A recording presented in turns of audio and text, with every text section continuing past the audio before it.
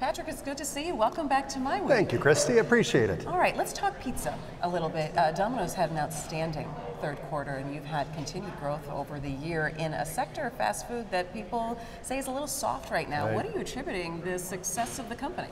You know, it's really a number of things we've done over the past few years. So, you know, first we had to get our food right. We've had to continue to be consistent with our service. We've given very consistent value. But I think more recently, it's also been about technology. It's been about giving people new ways to order from Domino's. Every time we roll out a new platform, we can attract in new customers. And then we rolled out a loyalty program about a year ago that I think has also been contributing to that. So it's really been a number of things that we've been doing. The advertising, I think, has been terrific. The team's done a great job on that. And at the end of the day, it's about executing in the stores. It's about people making great pizzas and hustling and getting them out to our customers in a hurry. If we do that, then we're going to get our customers coming back. So talk to me a little bit about how you're using technology, you know, not just the product, you've talked about making sure the pizza's right, but using technology to make sure that customers are happy. And then, I mean, corresponding with them and saying, well, if you had a problem, let's see how we can fix it. Right. How important has that been to your company recently? Yeah, so over half of our orders now are coming in through technology. They're coming in digitally as opposed to people calling on the phone. And so the first thing that does for you, not only does it make it easier for people to access the brand to order, it improves the accuracy of the order, and it gives them a way to give us direct feedback. So if anything's going wrong through that process, they know how to get back to us, get back to the store very quickly. We can try to recover, fix issues if there's a problem along the way. We spend a lot of time trying to figure out how to do that, and then looking at the data around, you know, what's working well, what's not working well, and kind of zeroing in on those things where we can get better. How do you sit back and say, gosh, what is going to be the next thing? What's going to be the next technological thing that we need to do to keep up with our customers, that we need to do to keep up with our product? I mean, how far out do you take a look at some of those things? Yeah, I mean, we're looking out pretty far. I mean, we're looking out, you know, 3, 4, 5 years at least. I mean, we started working with voice ordering with bots. 3, 4 years ago, we rolled out Dom as a way that you could use natural voice to order through our apps, and now bots are rolling out. You know, Amazon has essentially done that through the Echo with Alexa. It's coming soon from Google Home. So we've been looking at a lot of things that are out kind of 3 to 5 years and making sure that we're investing in those now, that we're figuring out how our customers could use those to access the brand to order from Domino's. And if we keep doing that and kind of keeping our eyes up on things that are out a bit over the horizon, that's going to generate growth for us. How do you temper that investment with technology and looking out into the future with the fact that the way customers are eating fast food now is changing a little bit? I mean, a lot of people are saying we want to eat healthier, or we want to eat at home, which I guess can plug in a little bit into Domino's home delivery. But how do you get through some of those changes? Because pizza, people would think, is not the most healthy thing in the world, or are you going to convince me otherwise? Right. Well, no, it starts with the food and getting the food right. I mean, at the end of the day, we are first and foremost a pizza company. You know, we've got to have the food right, and you know, and people look at pizza as it's their favorite meal, it's their favorite food. You know, we've got to do that right. It's got to be great, authentic pizza. And then as you look at eating habits, you know, changing out there, the great thing about pizza is, you know, if you order a hand-tossed pizza and put a bunch of veggies on it, it's a terrific balanced meal. If you put, you know, double cheese and sausage and pepperoni, it tastes great. It's a little bit more indulgent, but people can really shape that and order it in a way that's gonna fit their needs. All right, so when you're at a place like the CEO Summit here with business leaders from Michigan, what are some of the top questions that other executives have for you when they get just 2 minutes of your time and they say, hey Patrick, how can we do this? Or what are people asking you most about? Well, certainly, you know, recently it's been kind of our use of technology and kind of how we brought technology into the business, how we've thought about it as a business driver.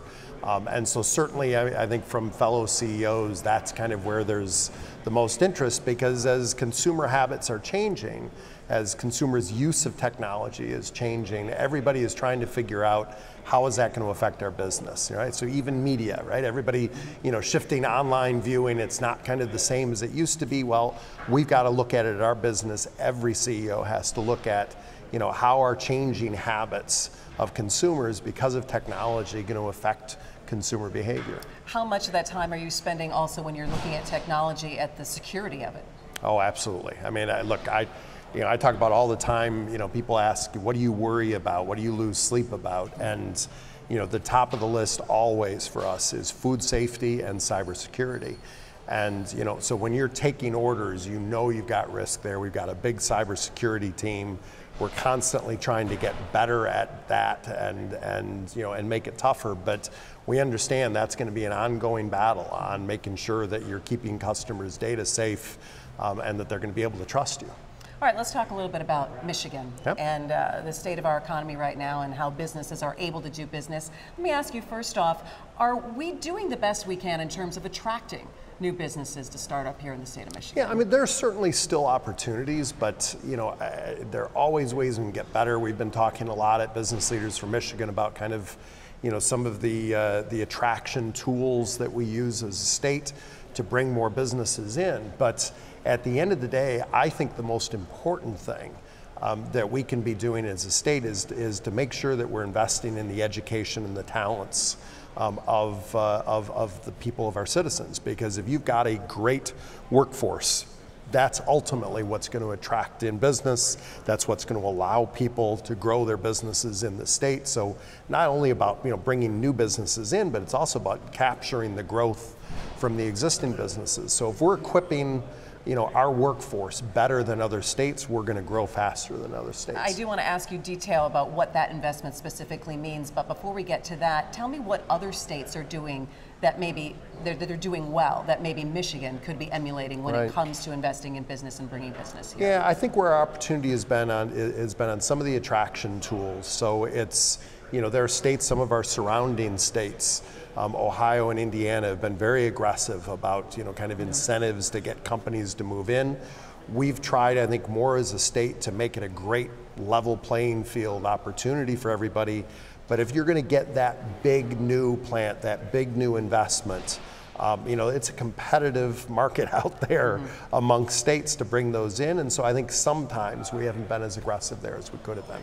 And is it also that there hasn't been continuity in that as well? Do you feel that there has been changes and up and down, so businesses aren't really quite sure where they would stand in the next couple of years as well? Yeah, I think that's absolutely true. And so having consistency around that, kind of putting that in place, and there are things that are working their way through the legislature right now, I think, that would help that would give us kind of the tools that we need permanently to be able to attract in some of these bigger projects. All right, well, that's investment, but you also said we need investment in education, and investment means money. So when you're specifically talking about investment in education, are you talking about higher ed? Are you looking at skilled trades, K through 12? All of the above. I know it's a little bit of D, all of the above. Tell me specifically what you would like to see. Yeah, we've been involved. You start with pre-K, in fact, and and the investment into pre-K.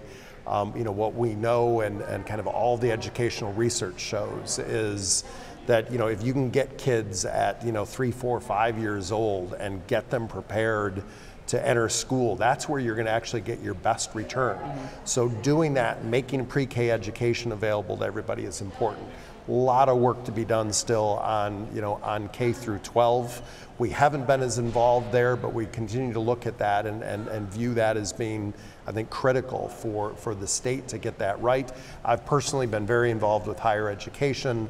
How do we make it more affordable, accessible?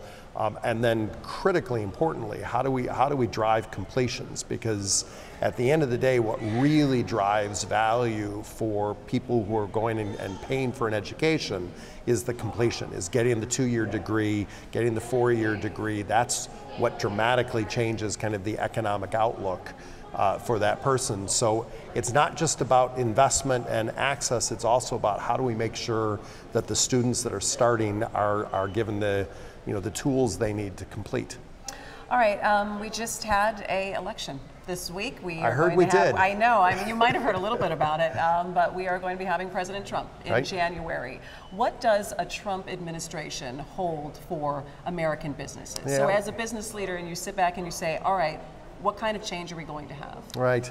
I don't know exactly what the changes are going to be, but I can tell you what I hope for. And what I hope for is an investment in a aggressively kind of pro-growth agenda at the end of the day the way you have an inclusive society is by having everybody have an opportunity to be involved, providing jobs and more jobs for people, better jobs over time. And so, we're going to see as the agenda kind of is rolled out, I think over the course of the next 100 days, as a cabinet is put together, as kind of the key players in each of those areas, get involved. But I think there are a lot of things we can do, from a broader level, tax for both corporations and individuals that I think is very pro-growth.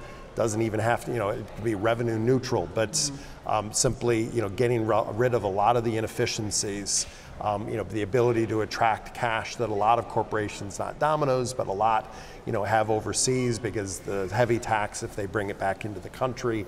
A lot of things that we can do.